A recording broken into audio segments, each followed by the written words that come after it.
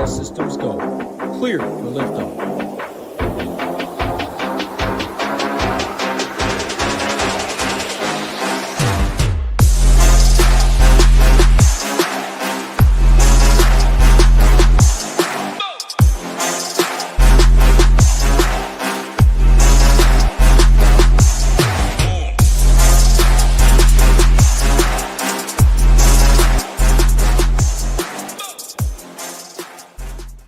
Welcome on in, golf fans. It's your boy GS Luke here with our DFS live stream for the Open Championship. We finally made it to Major for the year. Going to get you guys ready at the stream for all of your exposure this week. With a look at some weather, some strategy heading into lock, ownership, any of your player pool deep dives that you've got for me in the chat, and of course some strategy on DraftKings to put it all together so we can hopefully have ourselves a great week of DFS. But hopefully your Wednesday, your week in general has treated you guys nicely. Ready for some main slate, of course, showdown for rounds 2 through 4. We'll be back for those live streams on Friday through Sunday.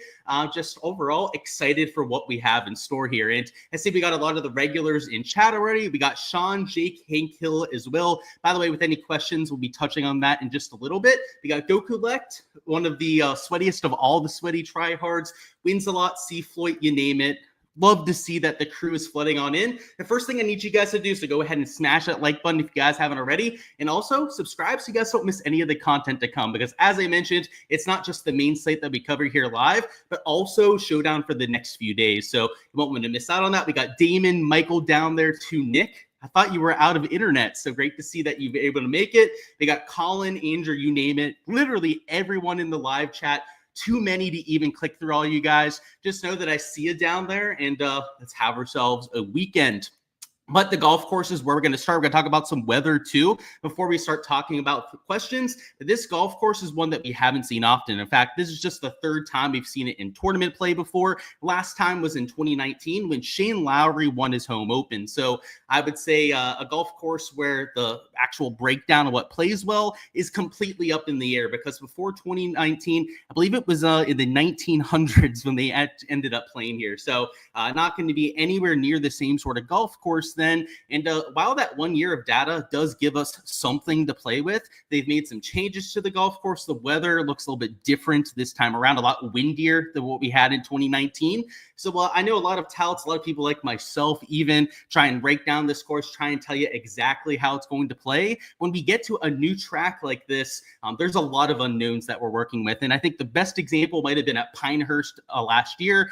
Everyone thought that it was going to be all about accuracy at Pinehurst, all about putting because of the type of greens. And you had bombers like Rory and Bryson bringing it home towards the end. So I say that to, kind of forewarn against having any too big of leans on a week like this. This is one, in my opinion, where you want to lean into what we know for sure about the golf course, which we kind of know the approach shots that players are going to have, at least the distances in. We know the type of grass that they're playing on, and we know that it's link style golf. So I personally tried to not overthink it a bit.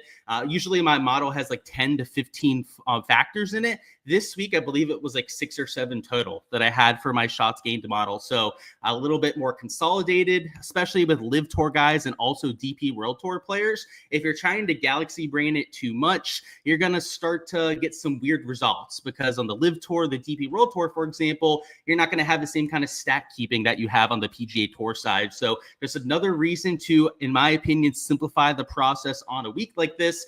With the weather, though, it couldn't be further from simple. And I'm sure that's why a lot of people were clicking on this live stream to try and get a last second look at the weather. And my take on it might not be as satisfying as what you're hoping for, because personally, over the first few days, I have zero idea how this is going to play out. And I think it's perfectly fine to admit that. Or first off, overseas, weather tends to be extremely variant, but we have a couple factors in particular for tomorrow that make things extremely unpredictable. So let's go ahead and start there. First off, conditions look horrible. I mean, you're talking about some of the harder conditions that we've had at an open for quite some time. It's going to be cool tomorrow. It's going to be windy for most of the round, 12 plus miles an hour of sustained winds. And then your wind gusts are getting close to 25, even 30 miles an hour. And this is the, I believe, GFS model that we have up right now. But if you go to the UKV, they're calling for even more significant weather. And that was before we even mentioned the possibility for rain. The GFS model has quite a bit of rain in tomorrow's forecast. forecast.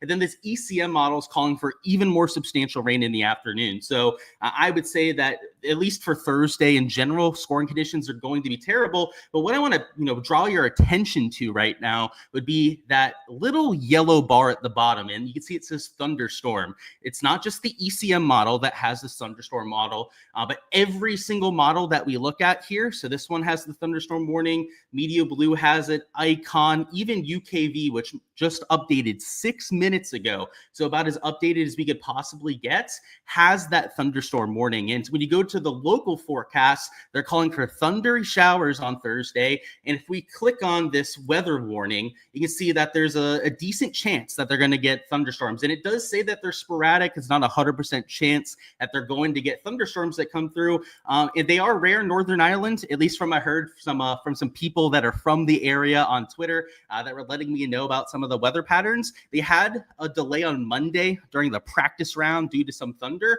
but it's like a 2 to 3 time a year sort of thing, at least from what I was told from some of the locals, that you even get thunder coming through. So I don't think it's a for sure prospect just because they have this thunderstorm warning there. But the reason why they're warning the citizens about that is because of how rare it is in the area. So if there's no sort of weather delay, I think the quote unquote weather edge that you've heard a lot of the community mention could come to fruition. I think that is possible. The reason why people are saying that is that tomorrow, a lot of the rain you can see on like the GFS, the ECM, pretty much every other model on here is calling for some rain in the afternoon. If it's going to be slightly less windy in the first half of the day and then also windy and rainy in the afternoon, then perhaps that's like a half a stroke difference between the two waves. I wouldn't go too overboard with it. And there's not really waves this week. It is continuous tee times off of hole 1.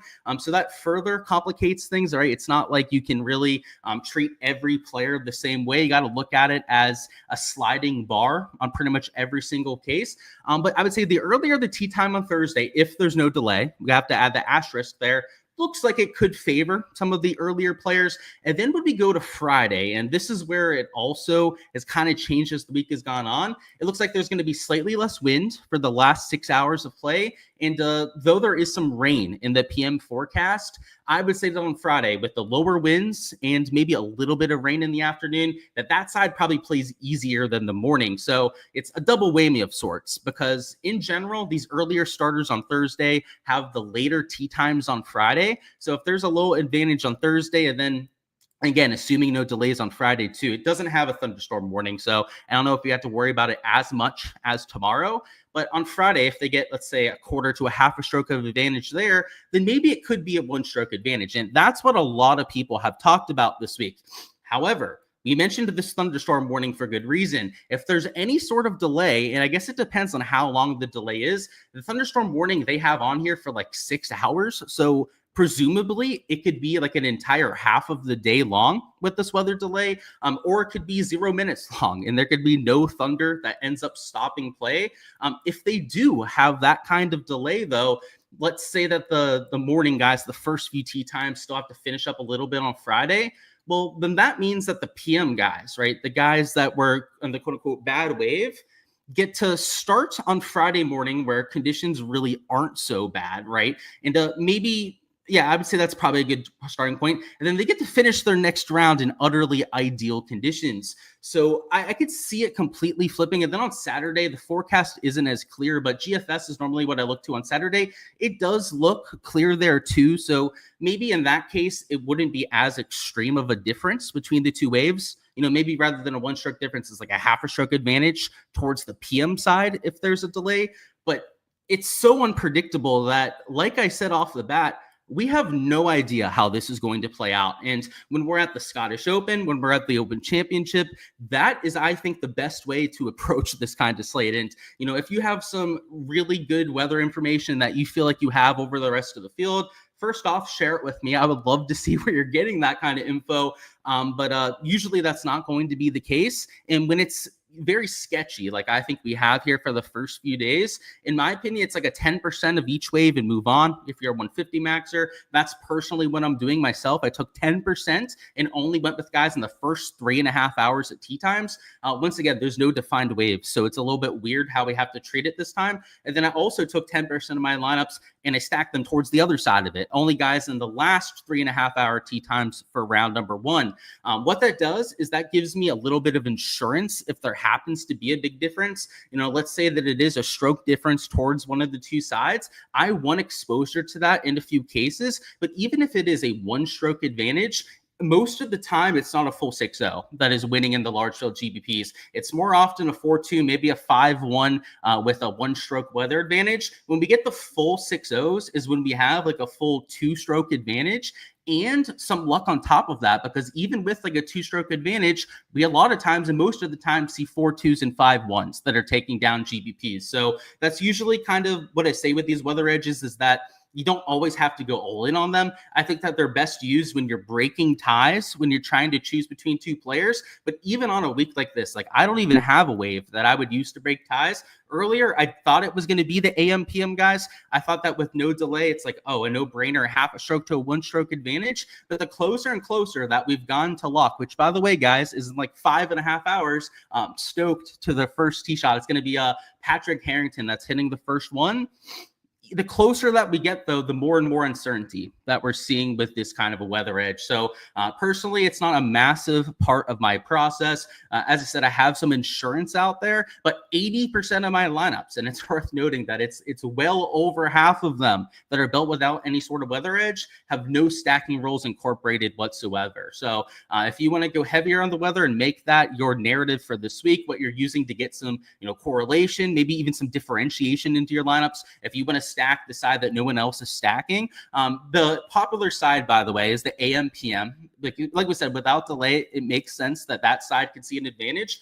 But with a delay, if you really want to get different, and you're like, you know what, that's just going to be what I do for my lineups, then maybe enter like a 4-2 or a 5-1 in the other direction. So just a few things to consider. That's the weather angle. And I wanted to touch on it right off the bat because I know it's going to be a popular talking point over the next few days. So anyone that has a question about it, I'm going to redirect you to the first maybe minute and a half, 2 minutes of the live stream. But the next thing we're going to go through are, first off, a few questions in the chat, and then some ownership towards the top end of the board. So let me actually bring up that ownership sheet to make my life a little bit easier when we're transitioning from topic to topic. Let's catch up on chat and then also go over any early questions that you've got. And it's a major week. I know we always get flooded with questions, which is great. I love the enthusiasm, but want to make sure we don't get too far behind on that side of things.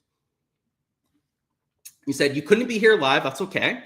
But you said if you had somebody like a Koepka in your pool as a core play and you had that injury news come out, would that get you off of him? Yeah, if he was a core play, maybe I would like lower him to like a regular play in my player pool. It depends. If the injury is significant enough, I could completely yank that player out of my player pool. But I think the prudent thing to do, Jake, is that if you were really big on Brooks this week, and it sounds like you are based on your question, is I would still probably use him, but maybe with half the exposure that you were planning on before. And in my projections, I've got him at sub 4% ownership. So if you're looking to get leverage, it's going to be trivial to do so. I mean, you play him in 7 to 8%, and that's double the field right there. So it's I don't know, I wouldn't completely roll him out if you were super high on him, but something to consider for sure. With the weather forecast, what do I think is more important, around the green or lag putting? So for sure around the green. So the reason why lag putting doesn't matter as much is these are small greens. These are 5,400 square foot greens, among the smallest that we have on the PGA Tour. So even if you're going to have some, bad iron shots, people not hitting that as close with their proximity, you're at most going to have, there's a few holes like 10's a really long green, like you can get 120-foot putt there, but the vast majority of them, it's like 50 feet at the very most that you're going to have. So around the green for me, and that's different than a lot of links courses. A lot of times they're closer to 7,000 square foot greens, but this week smaller than what we typically see out there. Let's see, let's find the next question that you guys had. Any advice for a very high dollar single entry? So yeah, I believe you want some sort of satellite, right, into like the big 444.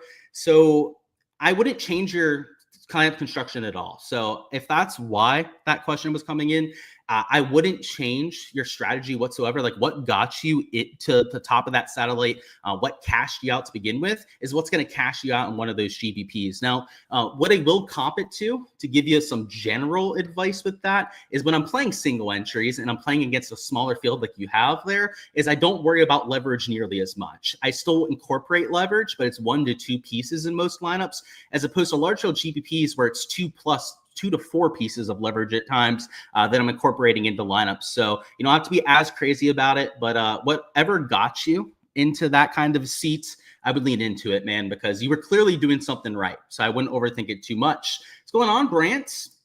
Let's see. Wind looking like all day tomorrow. Yeah, the wind will change 1,000 times throughout the week. So yeah, get used to the weather forecast being crazy. That's just kind of like what we're used to on that side of it. What's going on, Tasumu? You seem real excited. Me too for this week. Let's get it.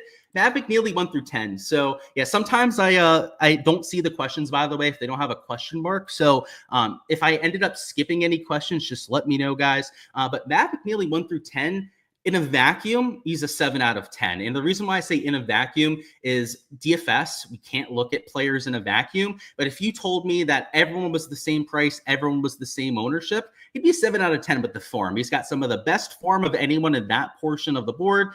Even if we had price involved, I mean, he's really cheap on a week like this. I actually think that makes him an even better play. The issue and the reason why it's the big asterisk there with, in a vacuum is the ownership is through the roof. He's by far the highest owned player in that section of the board. So it neutralizes him, at least in my opinion, to a 5 out of 10. I think he's just kind of a decent option. He's a good projection, but you're paying for it with how much of the field is going to be sharing him with you. So there's some giving and taking that's going on with that sort of play.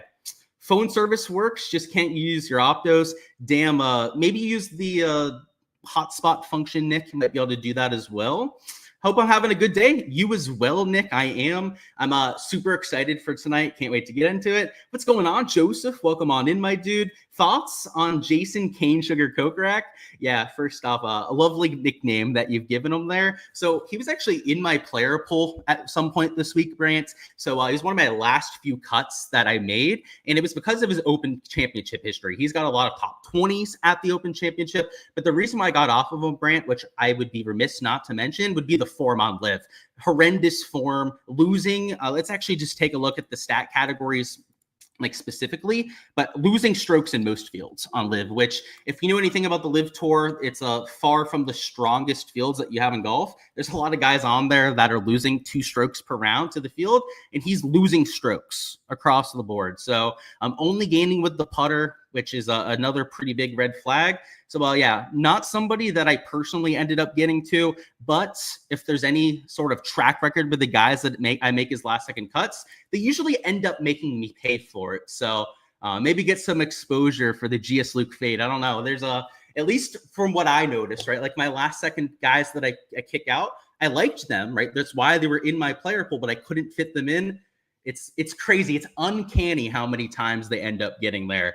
What's going on? Any thoughts on Daniel Brown in the 5K range? So Daniel Brown, good form. He played well at the Genesis Scottish, or at least I thought he played well. Let me fact check myself there because there's a chance he didn't play as well as I think he did. Yeah, he did T10. So especially for a 5K range player, that is excellent. And a strong field event like what we had last week. And before that on the DP World Tour, it wasn't like it was a top 10 every time he's played, but it's a lot of made cuts, a lot of top 30s on the DP World Tour. So in that 5K range, I think that he's a usable option. I slightly prefer some of the PGA Tour players down low, just because I even think like a shitty PGA Tour player is probably better than a Daniel Brown.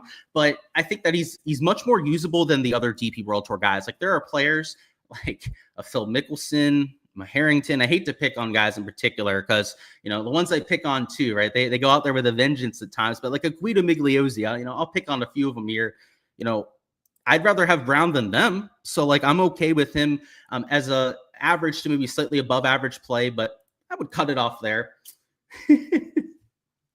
Somebody in chat with the out-of-pocket comment. I'm not going to bring it up, but that is funny. And it's not one that's like too bad, right? We'll leave it in the chat, but we'll keep it slightly PG on this. There are thunderstorms outside of New Jersey. And I'm from South Florida. We get them every single day. So yeah, I was surprised to hear that they only had thunderstorms like 3 times a year over there. So way different than Florida and I guess New Jersey as well. Mayo and Tambo, we're talking about the very late tee times might be the worst of the weather and have a softer course. I guess it depends on whether there's going to be that delay, right? I know we went through all the weather before in mentioning that. It could go any which way, in my opinion. I think the PM could be the better side. It could also be the worst side of things. That's going to come down to your take on what you're seeing there. I gave my full take already. What's going on, Ryan? If Justin Rose doesn't finish 6th last week, is he as popular as he is now? Absolutely not, Ryan. The form is sketchy to say the least. And I mean, he's played well Opens. He's got great course history. So that's another reason why a lot of people are playing him. That 6th place finish as well. He got better as the week went on.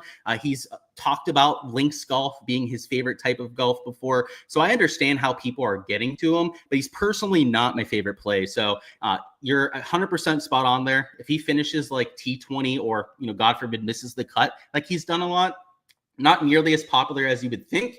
Could be the 2022 players. It could. And by the way, that year, I think I was the only person in human history that was calling the other side of that. So I guess it's the Floridian in me, right? I saw the thunder forecast. It's why I looked at it for this week. I'm from Florida. It's a thunderstorm every single day down here. If you guys don't visit during the summer in Florida, that was a fun one. I got to say that weather edge that year was unbelievable. What's going on, Andy? What's going on, Michael, as well? Seems like there could be leverage in a major, but you haven't heard much about him on a Brooks. So yeah, Brooks, if he wasn't injured, would be somebody that I'd be getting a whole bunch of leverage to myself. Like I'd be 7-8x the field at 3% ownership. But the reason why he's not being talked up is he hasn't played well on the Live Tour this year. He's been an average to maybe like a half a stroke gained per round kind of average player, which Brooks, an elite tier player of the Live Tour, should be gaining 2 strokes per round at the very least. That's what Joaquin Niemann does.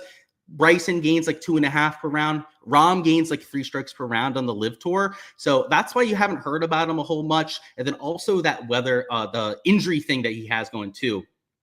Yeah, it is crazy, Goku. And the other part too, we didn't even mention this about the weather. The forecast could change. It's insane over there. It's insane how much the forecast has changed just over the last 24 to 48 hours. Imagine by the time we get to tomorrow, the weather forecast just decides to do a complete flip. Like that could happen. That's something that happens overseas at these Open Championships. So it's one where the weather, you just have to embrace it ahead of time. You just got to know that it's going to do some really wacky things more often than not. And I wouldn't surprise me at all if the weather edge just completely flips on its head. That'd be kind of funny. Morikawa, Bryson, and Aubert complete fades. That's at least for UMass. You said thoughts on that. So you're going to have to find guys to fade up top. I'm not against fading really any of those 3 players. I'm playing at least one of those 3 as well. So I'm not fading all 3 myself. But there are players out of those 3. I guess I gave it away, right? 2 of those 3 that I'm not using in my lineups. So you're not completely crazy. I'm not going to give my thoughts on every specific player because I do have my player poll posted on my Patreon page where you guys can check that out. But like in the case of all 3 players there, especially Morikawa, he's getting some ownership.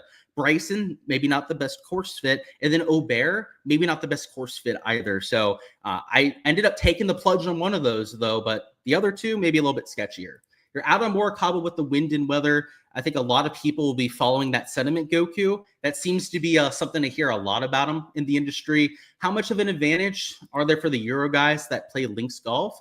So it depends on their experience level on the DP World Tour. Because if you're a Martin Kuvra, for example, Robert, who I'm very high on, I love Martin Kuvra as a potential superstar in a couple years, but he's brand new to that side of things, and he's hardly ever played links courses. A couple times on the Challenge Tour, but those aren't where he got his wins. So it depends. Some of them, the guys that have been around for like a decade, great advantage, but not so much on other players.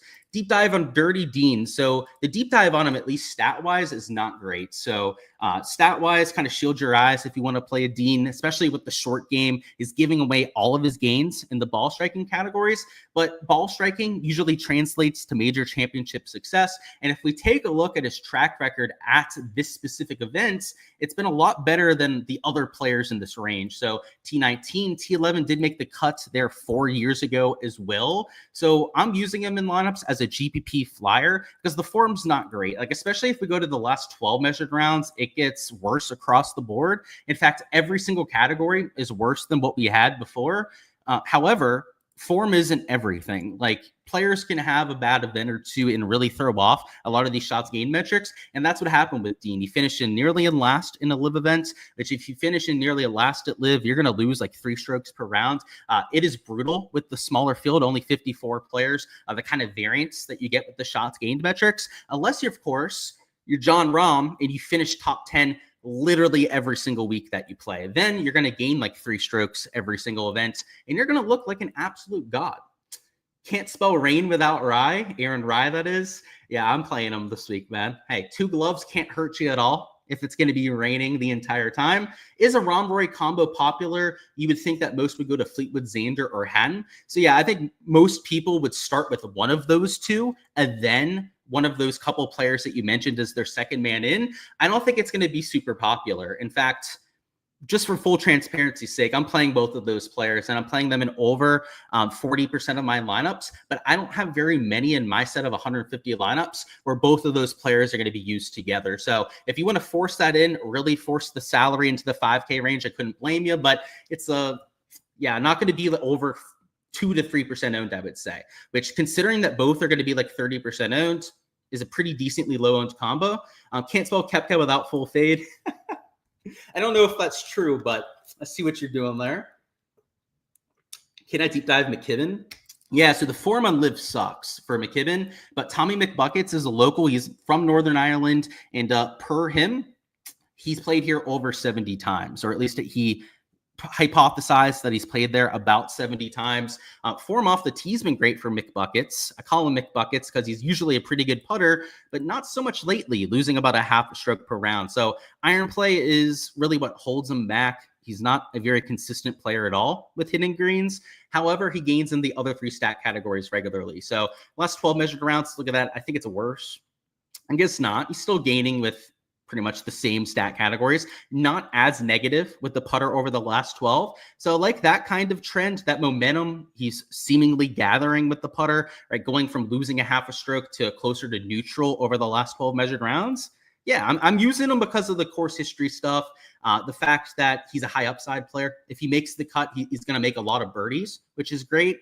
Not so much the form, though. The form is leaving a little to be desired. Should fairways hit and greens and reg be down this week? For sure. I have the averages posted on my Patreon, but off the top of my head, I think it's like 8.08 fairways per round, and it's 11.36 greens and reg per round. So yeah, much lower than the PGA Tour average. Thoughts on Victor? I bet Victor this week. I love him. He's unfortunately coming with some ownership, though, so we'll add on top of that later, Kevin, but in general, he's somebody that I like quite a bit. Thoughts on Berger this week? I like the ball striking form, Blake, but what I worry about with the Daniel Berger is the fact that he cannot do anything with the short game. So if we go to the last 12 measured rounds, let's find the right Berg on there. So he's gaining 1.65 or 1.55, if I could add correctly, shots gained while striking, and then he's losing about 1.5 shots gained with the short game. So that puts him 0.1 strokes into the positive, 0.05 to be exact, which is a decent ball striking. I mean, if we just completely covered that right side over there, right, deleted these 2. Let's delete that there and don't worry about it. 1.6 strokes to the positive. We'd be like, oh shit, look at that. Right? He's up there with Keegan Bradley, who won over the last few events. He's playing better than Usti. He's playing better than Taylor Pendrith. Unfortunately, when we add that back in there, he's one of the worst players in this field when it comes to, at least in this range, when it comes to that form. So unfortunate for D-Berg, and it has been on these sort of golf courses.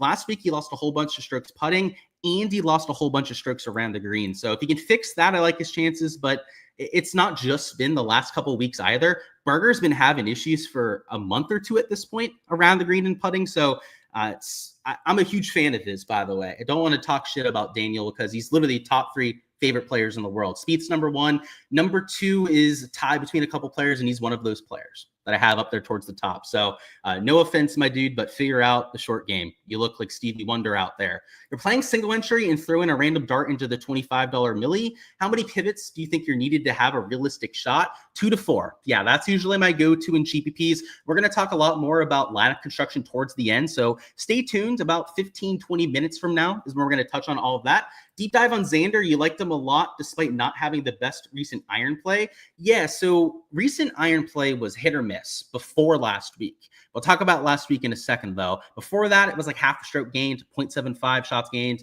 and then losing a half a stroke to the field. Not ideal for Xander Schauffele. Last week, though, he gained 2.38 shots gained approach per round. So elite level stuff was looking like Xander Schauffele when he won major championships. I think that gives him a lot of optimism heading into this week, especially at the type of event that he won last year. Not the same golf course, of course, but still the same type of golf, links golf. How much of an advantage do the Euro players have? So yeah, I touched on that one a little bit earlier, but a little bit of an advantage. Gotterup Penge, you missed on Gotterup last week, and then when you pivoted, are they a mirage? So yeah, kind of, Damon. I wouldn't expect them to top 5 every single week, but are they good plays per the modeling? Absolutely. Like Penge, in every single model that I've seen this week, he's been top 10, at least if you're really prioritizing that recent form. Then you've got Gotterup coming in off the win as well, which I think a lot of people look at that as a negative, and you shouldn't. You know, winning on the PGA Tour, sure, takes a lot out of players mentally, but it shows that they're playing fantastic golf. You usually don't win out of nowhere on tour, and Gotterup did not win out of nowhere, right? He had fantastic form heading into the Scottish Open. So I don't think that they're necessarily a mirage. Maybe Penge more so of that mirage, but Gotterup might just be a legit stud. I personally didn't think that he had the stone cold nuts to win the Scottish Open, and he did. So all the respect to him, right? I was wrong on that one. And that's, you know, he's just proven himself to be a legit stud. So I've kind of changed my tune on Chris, especially after last week. What's going on, Ross? Final major. Thoughts on Denny McCarthy? So yeah, McCarthy's form, I don't know what the heck's going on with his iron play, but it's really fallen off. In fact, last 24 rounds, I guess not as bad as the last 12 measured rounds. But if we go to the last 12 measured rounds, actually, I was thinking off the tee play, so sorry. I ended up referencing the wrong stat there, but his off the tee plays left a little bit to be desired. All the other categories, though, at least into the positive, he's gaining 0.6 strokes per round on approach, much better than I thought. Last 24 rounds, though, only gaining 0.17 strokes per round. He's normally a lot better than that. So that's why he's only $6,200. The other reason, and this was probably the major reason that got me off of Denny, is the course history or event history. In the case of this week, he's a lot of missed cuts. Last 2 years, he's missed the cut. He doesn't have a lot of experience at the Open either. I believe outside of these 2 missed cuts, he doesn't have any experience at this style of golf. And even at the Renaissance Club, so I looked at some of that to see if maybe he had a little bit more success. And it's better than all missed cuts, but he's still been, you know, pretty trash compared to his baseline on the PGA Tour. And I have a theory with that. There's a lot of players like Denny that are putting first players that normally excel when we get them on fast greens that are extremely smooth. This is fescue. Fescue is a completely different animal. Fescue runs foot or two slower than PGA Tour greens in terms of the stimp meter reading, and it's also a lot bumpier than on the PGA Tour. It's almost like a really heavy POA surface where you get all those budding grass petals throughout the day. And by the time you're playing in the afternoon on fescue, it's like you're putting over aerated greens. And like in your local municipal. And I hate to like be that brutal about it, but it's true. And you'll see that like the final round on Sunday, you're watching like the leaders at the very end of the day, they're going to hit putts that literally wobble back and forth at times. And there are players like Denny that rely on their putting ability, right? He's the best putter that we have in the world. Many people would say that about Denny McCarthy. Not a hot take to say that he's the very best there. When you put him on greens like that, it's almost unfair to those players because they rely on being so precise in making putts more than the rest of their peers. And when you add in that variance and you add in that chaos on the greens, I don't think it does those players a lot of good stuff. So that's personally why I think he struggles on those greens. And there's other players that rely on the fast greens too. Like for example, a Bubba Watson is a die putter. Die putters that use the slope and fully exaggerate every single curve that they can struggle on these greens because you can't do that on fescue. You almost have to hit firm putts 24/7 on them. And, a putt that might go 5 feet by on a PGA Tour green goes by like 6 inches on a fescue green. So it's just a big adjustment for some guys, and some people can't do it.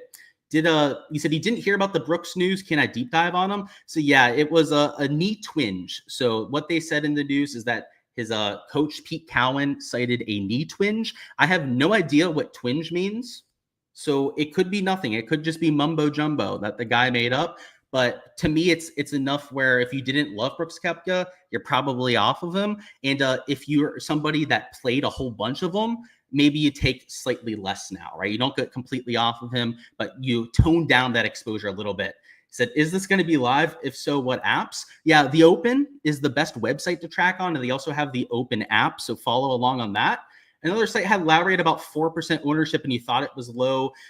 Yeah, I think it's going to be a little bit higher than that, Steven. So I've got him closer to like 8-9% ownership.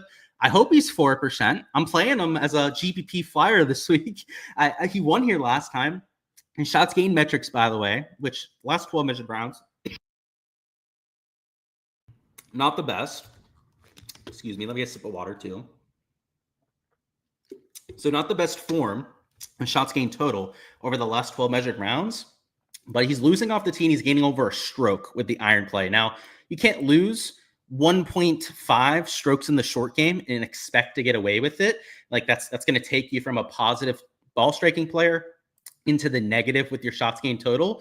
But let's go to the advanced analytics on Shane Lowry. He gains 2 strokes per round on fescue. So the exact opposite is true with Lowry as compared to, like, let's say Denny McCarthy. McCarthy might love those smooth greens. Shane Lowry must love them bumpy greens because he gains way more strokes on these fescue greens than just about anyone else.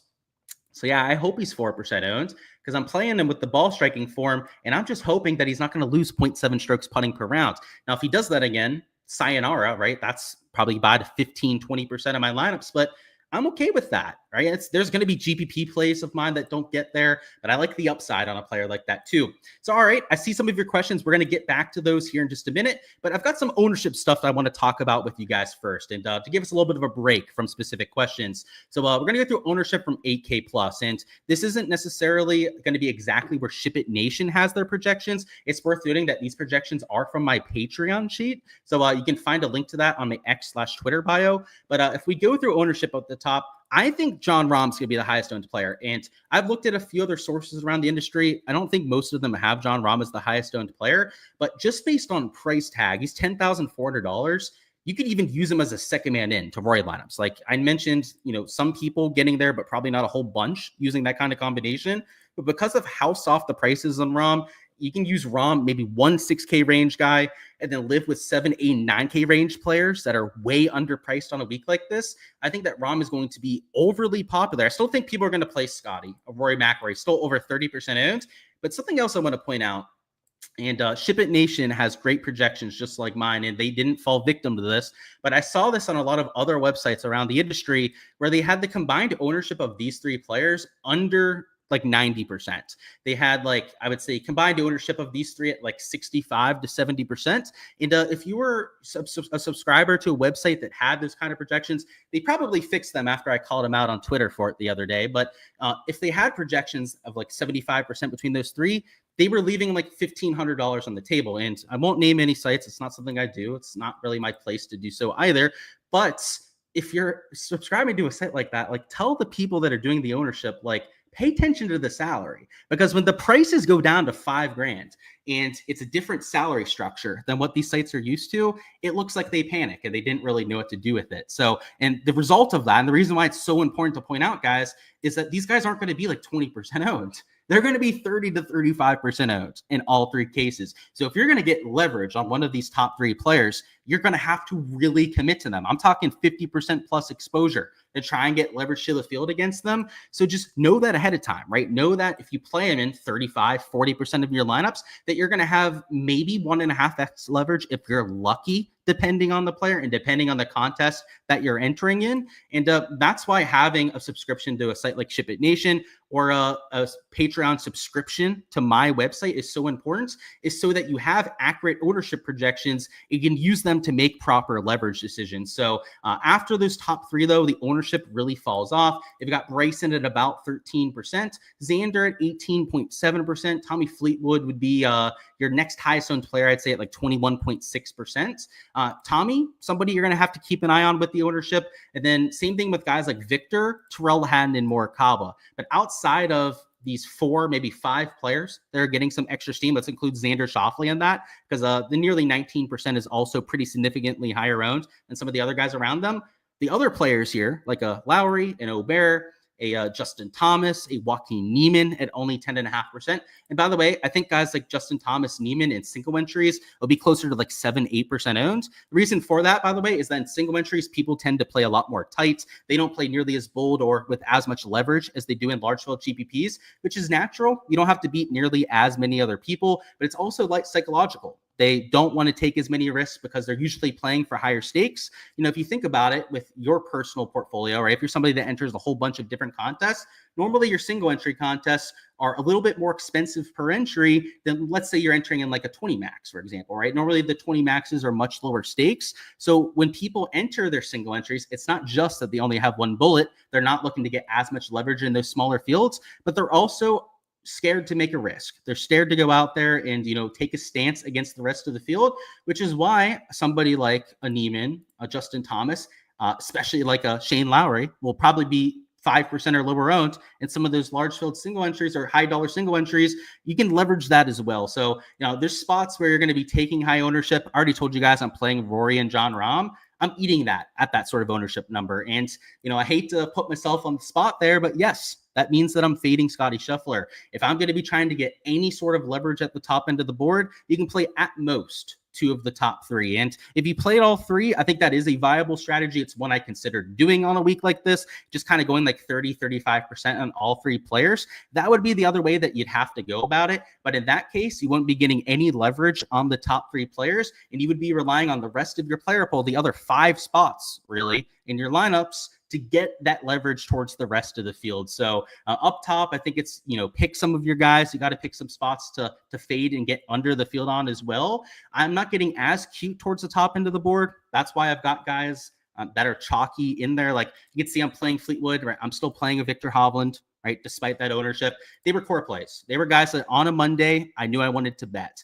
They're guys that I placed placement bets on as soon as the board dropped. My projections, my modeling, everything I was looking at heading into this week was putting me onto those sort of players. So I'll use them at that sort of ownership number. But in the case of, you know, some of these other chalky players, some of them are ripped out of my player pool. And, you know, Scotty, I guess maybe not the best example. It's kind of just opportunity cost. You can't play all the 3 studs if you want to get leverage. But in the case of like this 8-9K range, if there's players getting that steam that I wasn't on a Monday, they're not in my player pool heading into this kind of week. So I would treat it the same way, right? It doesn't have to be the guys that I played or the guys that I faded that you go and use yourself or don't use. Just that same kind of sentiment, right? If there was somebody on your Monday odds board that you were like, wow, I want to take a look at the odds on that guy. Like, for example, McIntyre is like my favorite play of the week. No matter the ownership number, I was going to be playing Robert McIntyre. Luckily for me, he's only 12% owned, right? So he's not getting as much steam as he possibly could be. But let's say he was 30% owned, I would still play Robert McIntyre. If you were on a McIntyre and let's say that he was 25% owned on a Monday, then still throw him into your player pool. Like that's the idea, at least with how I handle my large field GPP exposure. And as long as the guys you like on a Monday aren't every single piece of chalk, let's say you're not playing every single high-owned player towards the top end of the board, you probably get away with it. But at least from my experience, right, there's usually some higher-owned guys, there's usually some lower-owned guys I like on a Monday, so it's not as much of an issue. I will say towards the bottom end of the 8Ks is where you see ownership start to polarize even more. So towards the top, you get a grouping of ownership, like even your low-owned guys are still usually like 7 to 10% owned. Like Shane Lowry, for example, is way overpriced in this field, and he's still about 9% owned. But when we start to get to the 7 and 6K range, and 5K range especially, it gets even worse. Your higher-owned guys are much, much higher owned than the lower-owned guys. So like in the case of Brooks here, we've got Brooks at 3.3%.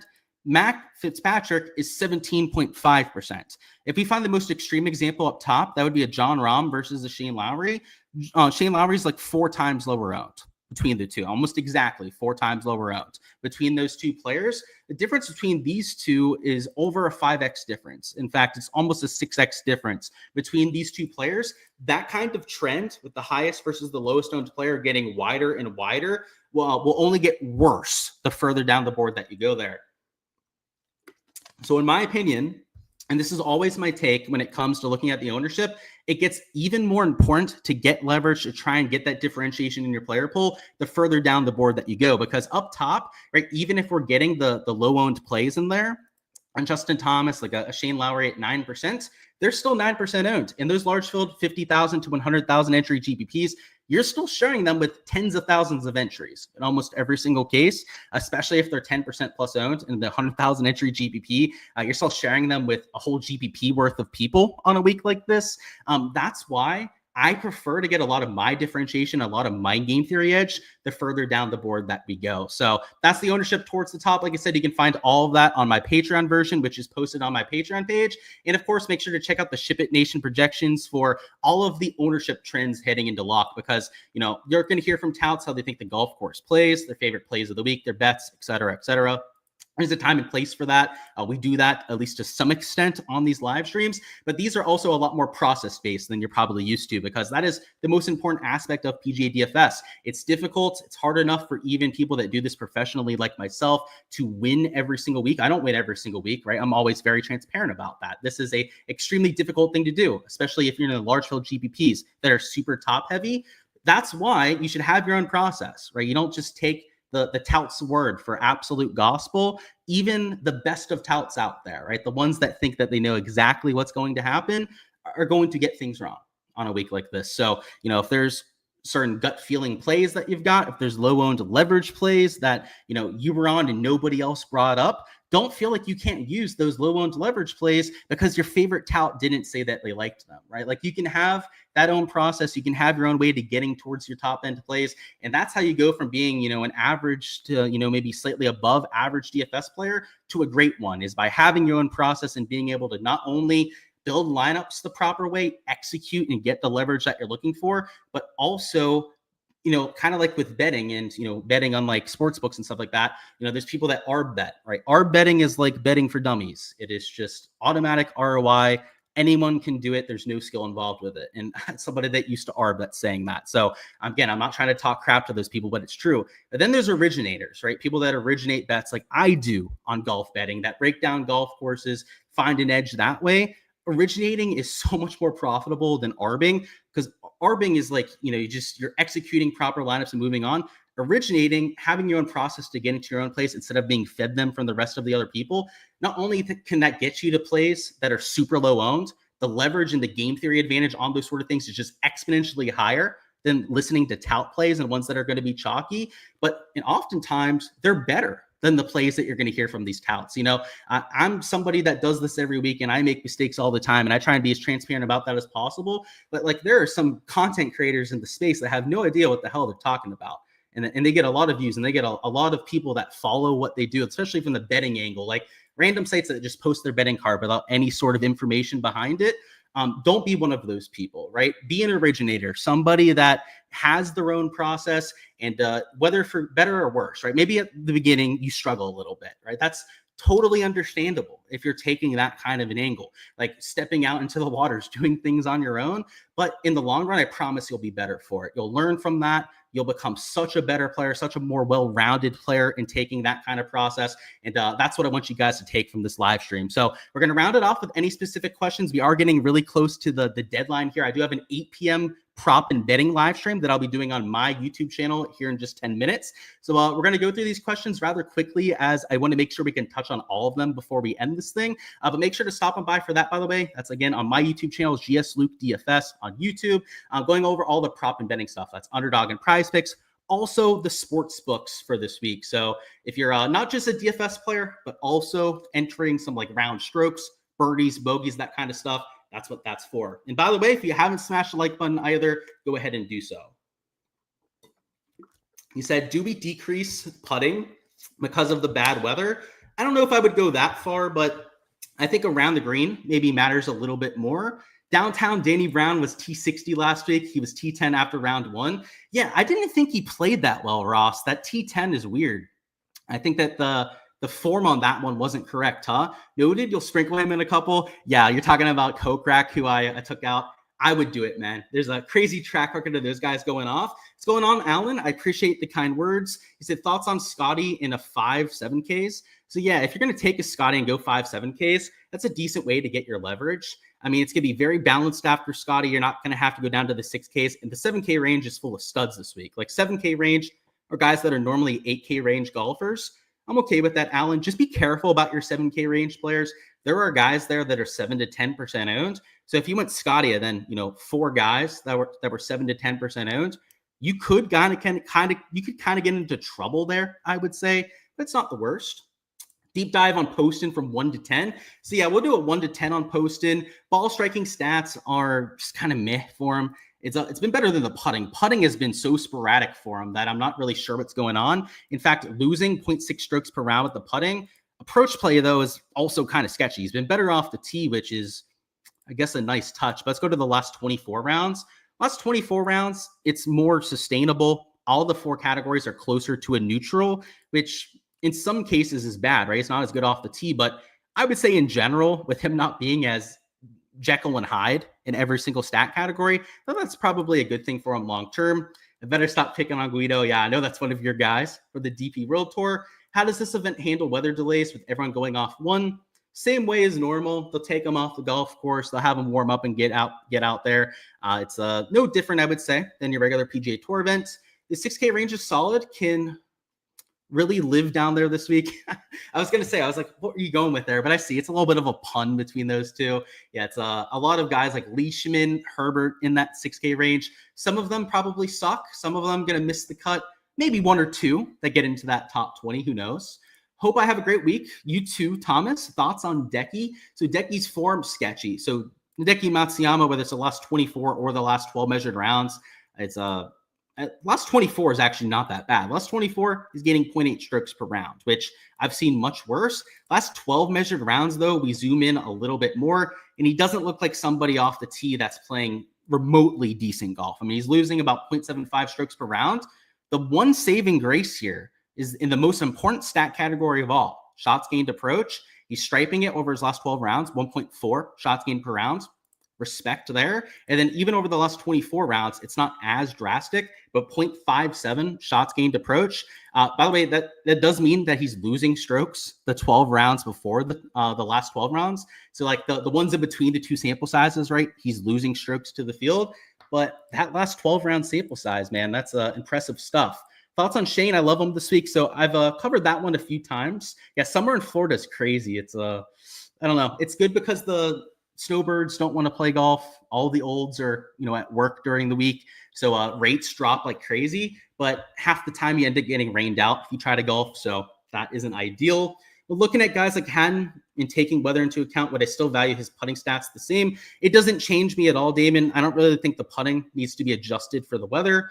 What part of Florida? You're from Brevard County. I'm from Delray Beach, Florida. So a little bit further south of you, I think like 3 hours south. But Brevard, I go up to New Smyrna Beach all the time. I think that's just above Brevard County.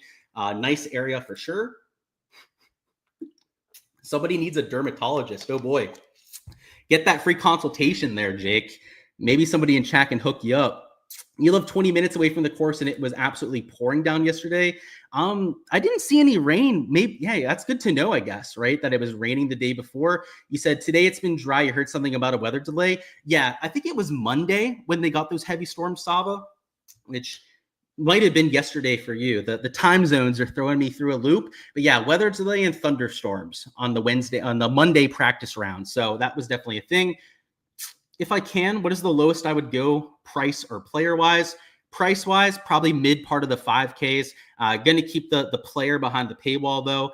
There's some guys mid 5K range that are usable. Bottom end of the 5K range, though, no thanks. It's a whole lot of senior tour guys and players that qualified that we hardly even know.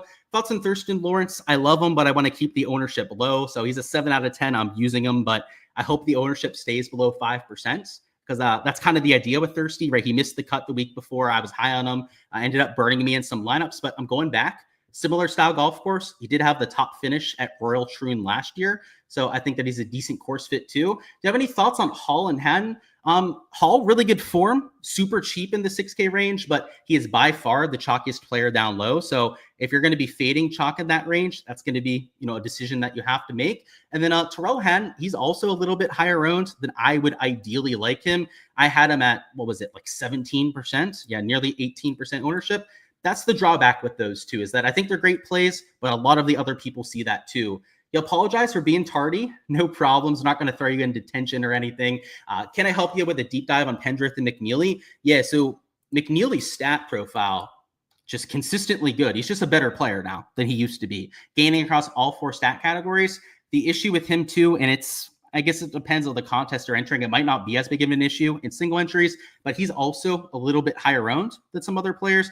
And then Pendrith, he's also had really good form. He's cheap too at $6,500, but he doesn't have that much links course history. And I said the same thing last week. I faded Taylor Pendrith because he had never really played at a link style setup before. And what did he do last week? He top 20. So what do I know, right? That links course history, that links experience, I guess didn't mean much for Taylor Pendrith.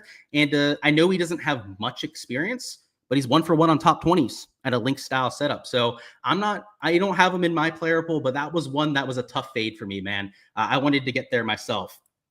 Am I going to be a degen and stay up? Yes. I'll be up for at least the first few hours. I'll probably go to bed at some point though, and then wake up for some of the PM wave. You're thinking 100% Henley. Are you insane? A little insane, Jared, but a little insane sometimes win GPPs. I don't think I would normally do that with a Henley. It's usually like a Scotty, a Rory, maybe a John Rahm that I would be locking. But hey, if you've got a really crazy lean this week, what am I to tell you otherwise? Of course, Kep, Tony Finau deep dive. Really good course history. So last time they played at this course, he ended up having a top 5 finish, I believe. Let me give you the exact finish. A third place finish in 2019. So that's impressive. Form, though, 4 out of 10, right? Not playing that good of golf. Are you going to galaxy brain by thinking Lee Westwood's okay, given the guys priced around him are going to be popular? That might be a little bit galaxy brainy, man. His form on the Live Tour, outside of like maybe a start or two this year, has been horrible, average to below average on that tour, which we know is saying a lot because they're not that great over there, at least on average. They've got some great players, but they've also got some really rat shit players over there. We also have Yob saying, course history is important. Maybe not so much this week, actually. Only 2 years, only really 1 year realistically that players even have course history from it. So I wouldn't care about it too much. And I guess you're meaning like event history because you're saying Bradley is 4 for 4 in missed cuts. The links stuff kind of matters. I'm using shots gained links in my model this week. But if you really like the shots gained otherwise, like it shouldn't completely take you off of somebody. Like if you like them enough otherwise, still use them. But if you've got any other reason to fade them on top of that, then yeah, I think links history is something you can look at. Spieth seems mispriced 1 to 10 on Jordan. Jordan's a 10. You already know that, Canberra, bro. He's my favorite player in the world. So he's always a 10 out of 10. But realistically, he's a 5 out of 10. He's coming back from injury. Who knows how he's going to play? But you hit the nail on the head. He's cheap and he's low owned. So who knows? Any chance Henrik Stenson can turn back time? He loves links courses. We know that about Henrik. Unfortunately, TH not playing well on the Live Tour. So that's a little concerning. By the way, I think we're going to go overtime, which so be it. I'm going to touch on all the questions that we can. So it is going to be expedited, but I guess the prop and betting peeps are going to have to wait a minute or two. We'll make it happen. You're saying Harmon's being overlooked? Yeah, Harry Colt is designer at Hoylake. Both courses underwent a bunch of renovations, but yeah, he's low owned and he's a good links player. So I'm with you on that one. Of course, Dustin, he said, in my opinion, your analysis is the best of the best. I appreciate the kind words. I don't know if I can truly accept that compliment because there's people that have been around a lot longer than me doing some great content too, but I appreciate the sentiment nonetheless. Thank you, man. Of course, Nick, I've got you. Dive on Van Tonder. So I don't know much about him. So I'm kind of defer on that one, Nick. You're the DP World Tour specialist, so I'd expect you to probably know more about him than me. What I do know is that he's playing with Phil Mickelson and Peak, who have both been at least suspected of crimes in the past. Peak has actually been in jail before. So what did Van Tonder do to be in that group is, I guess, what I'm asking. questions are, you said, I'm not sure what musings honestly means, but I'm guessing thoughts on Adam Scott. I bet him this week, and I think he's a decent top 5, top 10 bet. So I like Adam Scott. If you want my full thoughts on that, Ben, you can take a look at my video I did earlier this week, though. I did a full video breaking down my core plays, and he's one of them. So check that out for the full thoughts on that. Am I worried about the Spieth injury? Yeah, for sure. Right. I think that's why he's a 5 out of 10. In a vacuum, he'd be a 7 and 8 out of 10 at that price with his links history. But yeah, the injury is concerning for sure. I think that if you're looking at him as a play, you have to think about that. Fred says, what do I think about Tom Kim this week? He's got good links history. Open Championship, he's got some top 5 finishes. Genesis Scottish, top 10 machine. Even last week, bad form. He showed up at the Genesis and ended up playing well. I'm not against it, Fred. I think he's usable on a week like this. Vic, Rahm, or Haddon for one and done. I would go with Rahm just because you're not going to be able to play him very much, or Haddon too. I'm assuming that's a PGA Tour heavy one and done. So I would go with one of the live guys if you can. Thoughts on JJ Spawn? So a little bit overrated after the major championship win. He's getting treated by books now like he's one of the elite tier guys. I'm not so sold on it. And that's somebody that saw him win in Pittsburgh. And it was touching. It was one of the more emotional victories that I've seen in person before. But even then, it's JJ Spawn. We got to remember who we're dealing with. Luke, who's my favorite stingy veteran this weekend? It's a good question. I haven't really given a lot of thought to that.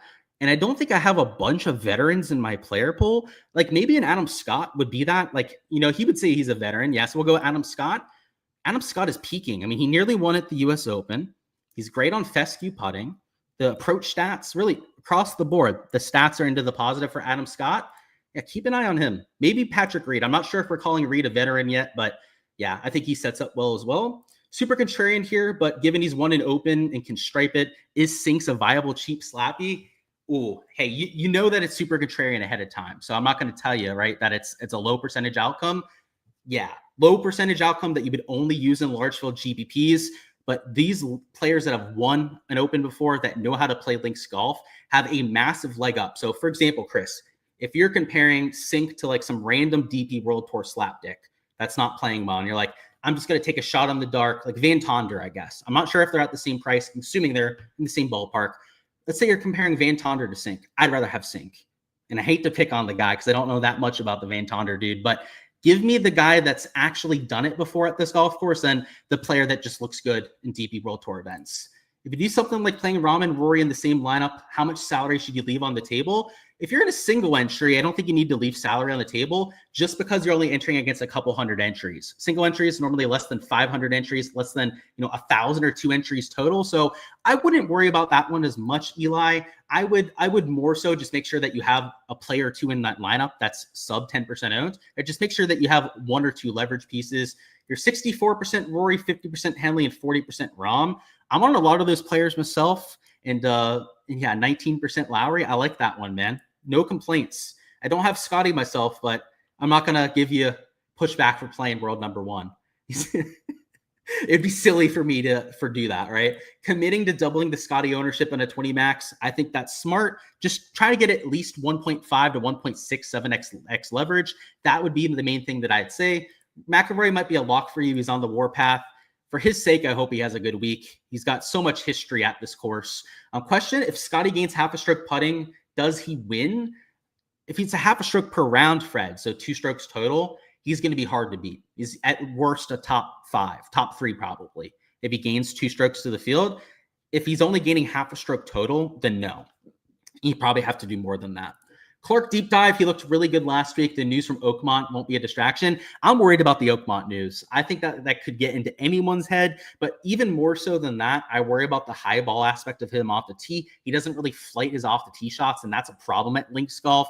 So that combined with the fact that he's like the easiest guy to root against in history is why I'm not using him. Ricky Fowler 1 to 10, 6 out of 10 on Ricky. Form better than you would think on Ricky. He's gaining strokes to the field lately, and he's got good Genesis course history and not as good Open Championship history, but Genesis Scottish is such a similar style golf to what we get here. And even the Scottish Open before was at Renaissance Club, he played decently at. I like Ricky as like a 6 out of 10. It wasn't enough for me to get there, Jason. So just full transparency, I don't have him in any lineups, but he was one of the last few players that I was considering getting to. McKibben Dive, I did that one a little bit earlier, so check back on that for my full thoughts there. Committing to a 150 max, I like that. Your split of the top three has you doubling Scotty and then going half on Rahm and Rory. I'm okay with that. It's not my favorite though, because in that case, right, you're like, 65, 70% Scotty, and then like 15 to 20% of those other two players. I would rather you just pick two of the three and then get leverage on those two and roll one out. I think going half on Rahm and Rory, I don't know if you have enough lineups with those two to make it work out, because the rest of the field's going to have them at 30%. You're still going to be playing against a third of the GPP with your other 5 spots. Having that 15 to 20% of those two players is doing nothing for you. So I would personally be a little bit more aggressive about it. Or if you're going to play all 3 of them, even it out a little bit more. Like, give yourself more of those other 2 players. That would just be my personal take on it. I just don't know if the 15 to 20% is enough on those 2. How many holes do I think the Bombers are going to be using less than driver on? It's a great question. So when I was going through my course breakdown, 8 and 9 are layup holes. I think 14 too. It's a bunch of rough down the right side of 14. So probably like 3 at the most. But I still think you're going to see drivers on holes like 8, 9, and 14. Like, they're 420, 430 yard par 4s. If it's playing into the wind, you're definitely going to see driver from players on those holes, but probably 1 to 2 layups per round, I would say. What happened to Underdog? Seems like 90% of the props are gone. Yeah, they do that. Sometimes they get a lot of action on props and they take them off. But yeah, no idea which ones they took off for you, but that's kind of the regular for them. Thoughts on Harry Hall? Great form, high ownership though. Same thing with Penge too. Yeah, high owned, but really, really good form, Danny. So it doesn't make those guys unplayable. Like in the case of like a Harry Hall or a Penge, I'm playing one of those 2 in lineups. But when I'm using, let's say that the guy's like 10% owned that I'm using down low. If I'm using that kind of player, I'm offsetting it with my guys towards the middle, towards the top. Right? I'm not going to have 30%, 25, 25, and then also a 10 to 15%er towards the bottom end of the board. It's going to be more so like, okay, if I'm going to throw a Penge or a Hall into my lineup, rather than playing the 25, 20%er in the 9K range, maybe like a Fleetwood or a Hovland, right? I like them this week, but they're high owned. Maybe that's where I go, you know what? Let's go Shane Lowry instead. And we go that direction to offset it. So kind of bringing in the lineup construction aspect there. He seems safe until he's not. I like him this week. I'm playing him. So I guess for full transparency's sake, I'm playing him, but I don't know if I'd call anyone safe. It is the Open Championship after all. It's a pretty variant event. Gave some thoughts on Dan Brown earlier as well, but it's like a 5 out of 10. The form is decent for the DP World Tour, but I actually like some of the PGA Tour guys, even the ones that are struggling just a little bit more. They should be drug tested, that's for sure. Thoughts? And they are, by the way. They're drug tested quite regularly, so rest assured that is taken care of for them. Thoughts on Grazerman? So Grazerman's not the best course fit, at least on paper, but he's an extremely talented player. The reason why the course fit, I think, is slightly sub-ideal would be the fact that he has a high ball flight. He hits the ball a lot higher than a lot of his peers. So he's not my favorite play, but he's not my least favorite play either. Sink slaying the elders on the senior league. Yeah, he is. He's a stud at this age. How does he do it with the more youthful? Well, with the more youthful, yeah, he's not doing as well, right? He's been missing some cuts. He's like at best like T40ing, that kind of thing. But he hasn't played on the regular PGA Tour in a long time. He's only played, I think, like once or twice this year on the regular PGA Tour side. So I don't know, like every once in a blue moon, we get one of those senior tour guys in form that can do it on the PGA Tour. I think a great example of that's Bland, right? Richard Blandy from the Live Tour side. He plays amazing golf. He was a top 10 player on that tour last year. And you're talking about a guy who's like 50 years old. So don't completely rule out Sinky. He could surprise some people this week. Hendrik Stenson or Neiman going to win? Hey, that's a hot take. I like it, Rico. I'm personally not super high on either one, but I like the boldness. That's what I like with those comments. You know, having some stones to go out on a little bit of a limb. I like that. Thigala might be a more disgusting click than the lower 5K guys. That's true. He's by the way, if you don't know the deal with Thigala, he's been injured. He hasn't been playing any professional golf. Yeah, that's going to be a wait and see for me, Brant. Though if he looks good round 1, I could get onto him for showdown. I think that's probably the spot to do it. Thunderstorms in Philly sounds about right. It's that time of the year, right? Yeah, Marco Penge, chalky but really good form. When was I able to stop giggling anytime I said the word stroke? About a year or so into doing it. But hey, when I get comments like that, it still makes me laugh at times too. Max says, everyone seems to be off DeChambeau with his open history. What do I think about as like a lower owned play? So if you're looking to get cute up top, he would be like one of the guys you could do it with. I don't love getting cute in majors at the top end of the board, though. So I personally do kind of agree with the general sentiment that he doesn't set up that well. But, you know, I never say never. I'm somebody that faded him when he won the U.S. Open at Pinehurst. I thought that the bomber narrative was not the way to play it that week. And I was wrong, right? That's something we mentioned right off the bat of the live stream, is that you're going to hear from talents exactly how this golf course is going to play, that they know exactly the type of players, right, that are going to get the job done. We don't know crap half the time, right? So yeah, DeChambeau, a lot of people, including myself, not so high on him this week. But if you've got a hot take that you think he's going to play well, then you can exploit that, right? He's lower owned compared to some of the other guys around him. And if you're playing a Hall chalk or maybe somebody in the 7K range that's a little bit popular, it gives you the leeway to do so. So yeah, I'm not going to talk too much crap about that, Max. I think it makes sense. Your pool is 61, but 14 under 1%. I'm not sure what you're saying there, Steven. Your pool 61 players, and then you're saying 14 or under 1%. Okay, I got what you're saying there. 61's a lot, man. I'm at 45, and I thought it was pretty large. I would personally consolidate that a bit. That feels a little big to me. You're saying your pool's 22 guys, and you're also playing a 20 max. Yeah, that sounds about right, Big Chops. And yeah, the smaller, like the less contests that you're playing, the less lineups, more specifically, that you're playing, the less lineups that you're going to have. But yeah, 61 is a little large, even for 150 max. I have 45, and I think it's pretty big for me. And that's on 150 max as well. Is it Pendrith season? 6.5 out of 10 for me. I think I've seen he's a decent play this week on that. Yeah, Brant seems to be a big somebody that's big on him as well. So shout out to Brant. Thoughts on Sam Burns? So Burns had really good form heading into like last month, and then he kind of fell off a bit. He doesn't normally play that well at links courses, so that would be my main gripe with it. But he's getting 1.7 strokes gained per round, which is actually better than Sepp Straka. And Sepp Straka is like 1.5 times the ownership of a Sam Burns. So if you're playing the long game, you're just looking at the best players and shots gained total, Sam Burns would be popping from that perspective, and he's popping projection-wise because of that for me. But yeah, I don't know. The links golf stuff matters, at least to me in my process. If it's not as big of your process, though, then he would be like a no-brainer play to get some leverage on, in my opinion. You like more 7K guys than the 8 and 9Ks. There's more guys in the 7K range, so that might be part of the reason for that. There's like 20 guys in the 7K range compared to only like 10 in the 8 and 9Ks. But I get the sentiment too. Like there's some legit golfers in that 7K range, so you're not crazy for thinking that. Austin says 2 guys under 8K. Who would I give the best chance to win outright? So I've got a few people I'm partial to. Matt Fitzpatrick at $7,800, and then Adam Scott at $7,300. For my poll take on that, again, we're a little bit over time here, so I have to be a little bit quicker with these answers than normal. But if you check out the video that I did on Monday on my YouTube channel, that is LukeDFS, I have a full video talking about these guys that I have down as value plays and core plays. Matt Fitzpatrick, Adam Scott, though, 2 of my favorites on that portion of the board. You said you like a couple like longer shots for the outrights. Yeah, so I didn't bet these 2 outright, so I didn't go quite that far with it, but I took them for the top 5s and the top 10 bets that you can see on the screen right there.